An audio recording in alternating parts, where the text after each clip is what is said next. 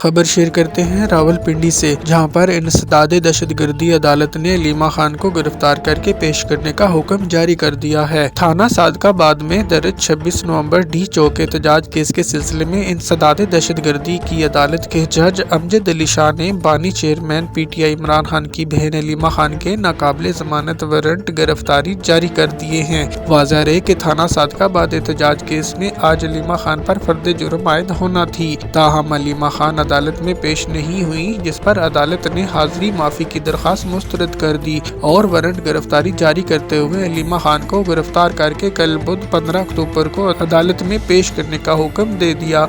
अदालत ने रिमार्क्स दिए कि तलबी के बावजूद बार बार पेश न होना अदालती अमूर में रुकावट डालना होता है। अदालत ने नाकाबिले जमानत वारंट गिरफ्तारी के आर्डर्स फौरी तफ्तीशी ऑफिसर को फराहम करने का हुक्म दिया। पुलिस सराया का इस हवाले से कहना है कि नाकाबिले जमानत वारंट गिरफ्तारी के साथ पुलिस टीम अडयाला जेल जाएगी। जेल समाअत के बाद लीमा खान की गिरफ्तारी या वारंट गिरफ्तारी की तामील कराई जाएगी।